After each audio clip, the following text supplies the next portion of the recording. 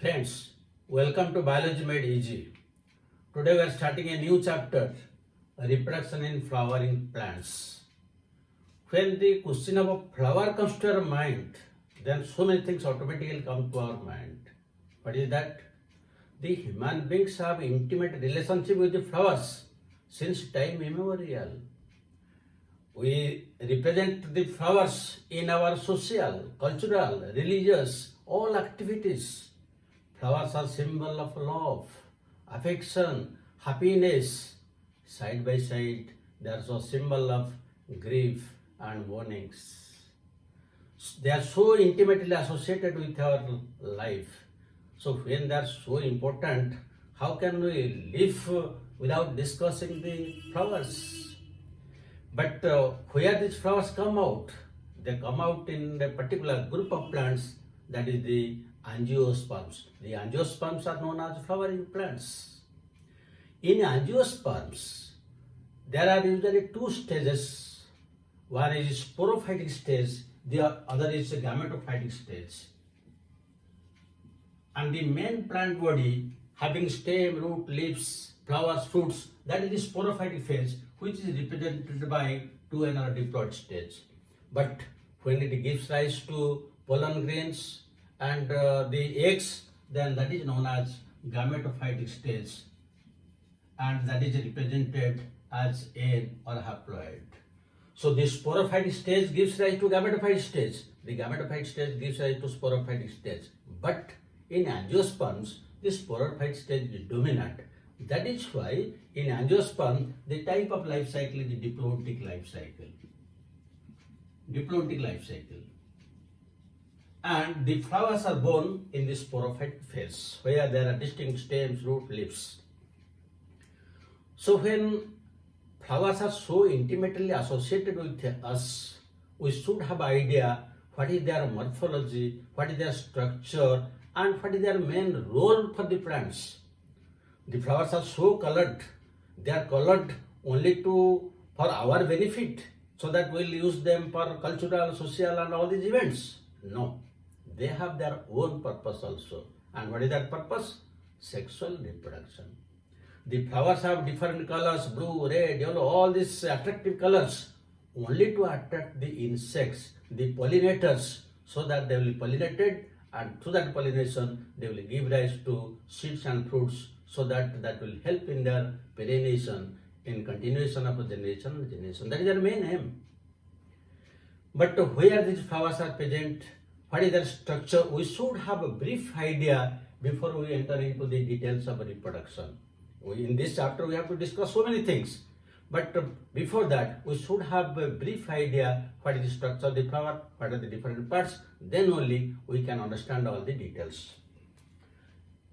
In a plant, there is the juvenile stage, that is pre-reproductive stage. But when a reproductive stage starts, there will be initiation of flowering. Just before initiation, there are some changes in the plant body, and these changes are hormonal changes. Due to secretion of different hormones, the primordium, which was giving rise to the stem tip, leaf tip, that will be converted to reproductive tip. And you know, in anatomy, the apical meristem is known as tunica and corpus. Tunica is outer and the inner is corpus. But when it will be converted to reproductive unit, that is flower, it will be converted to flank and summit. So all these changes that will take place only when there are certain hormonal changes. This leads to initiation of floral primordium. So in a plant, the flowers may arise singly. In that case, we will tell that the flowers are solitary.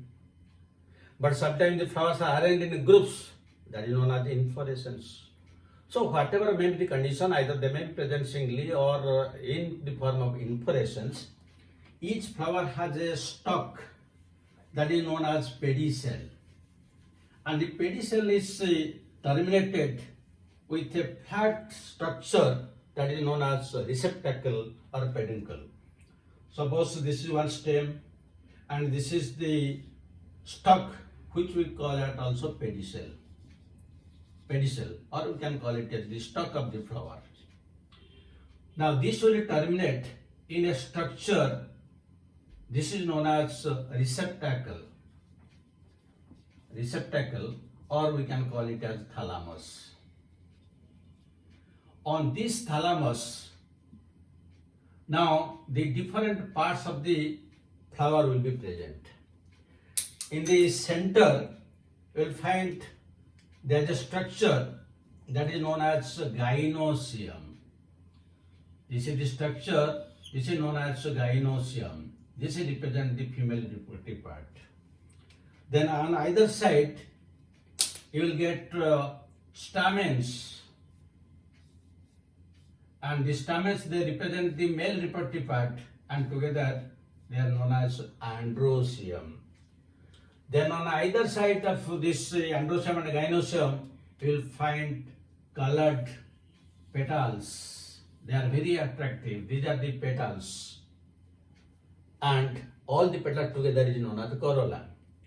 Then again, below this petals, you will find some green structures. These are the green structures. These are known as sepals. So these are the sepal, this is petal, and this is stamen or microsporophyll, and this is the carpel, or you can call pistil. So there may be several carpels, and all the carpels together is known as gynoecium.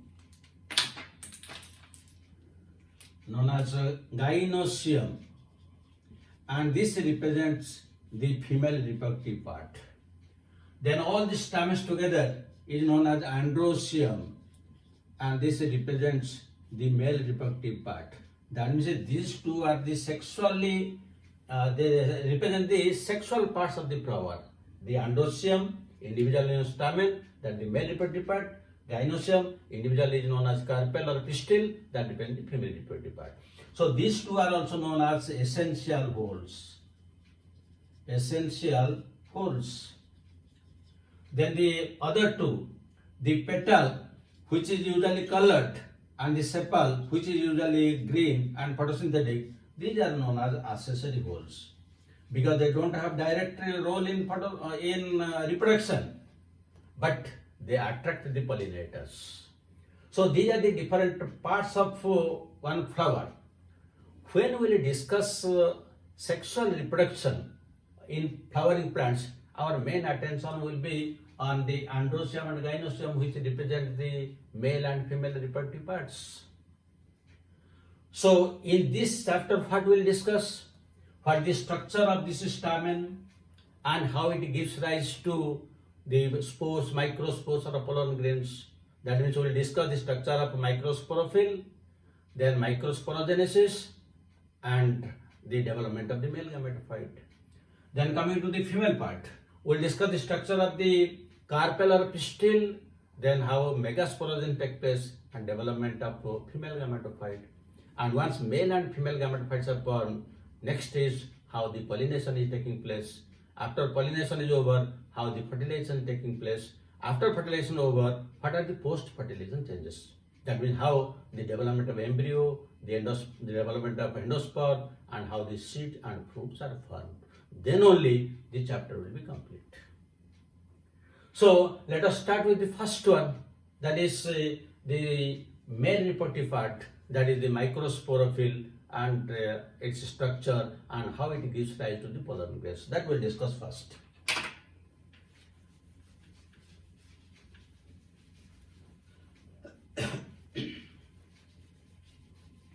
So now we are discussing the microsporophyll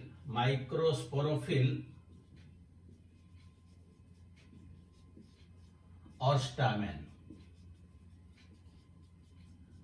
Now, as already have told you, our main point here is the discussion of the production of pollen grains. So when the pollen grains will be formed, that is known as microsporogenesis. Where the microsporogenesis will take place? Inside the microsporangium. Where the microsporangium is present? Inside the anther. Where the anther is present? In the stamen, which is known as a microsporophyll. Microsporophyll stamen. That means the microsporophyll stamen, its structure is a long stalk-like structure is there. This is known as filament. Then at the tip of this filament, you will find structures like this. These are known as anther loops. Two are there, anther loops. And in between these two anther loops, you will find the connecting part. This is known as connective. That means when a microsporophyll stamen has these three parts. One is the stalk-like structure, which is known as filament. Then there are two lobe-like structures, which are known as anther lobes, and the two anther lobes are connected by means of connective. Now, within these anther lobes, how the microsporangia are present, what is structure. Now let us discuss the details. That means if we will now take the transverse section of the anther in young stage and in old stage, how it will look like, let us discuss.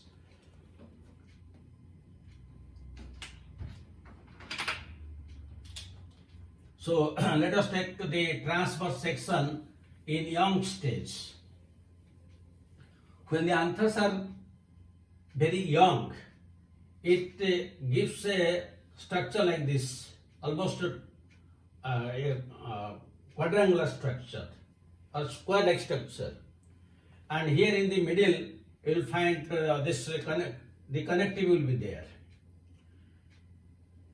When the development of the microsporangia will take place, this is the outermost layer is the epidermis. Below the epidermis, there are hypodermal cells are there. So, at the four corners of this anther, there will be development of cells like this, which are known as archesporial cells. Now, these archesporial cells, suppose this is the archesporial cell. Now, each archesporial cell will divide periclinally. It will divide periclinally like this. All of them will divide periclinally. So, the outermost cell is known as primary parietal cell, and the inner is known as primary sporogenous cell.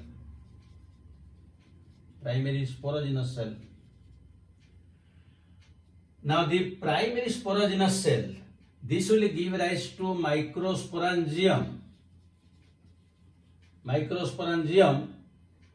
which toward the late stage will be known as pollen sac. When the pollen grains will be formed, the microsporangium will be known as pollen sac. Now, this is primary parietal cell. Again, it will divide periclinally to give rise to several layers of walls, which is known as anther wall that surrounds this microsporangium. So now this is primary parietal cell. It will divide again periclinally to give rise to several wall layers, which we can call as anther wall. And the anther walls, they surround this microsporangium. So what are these different layers? If you take a section of this, how it looks like, what are the different layers, that we will discuss now.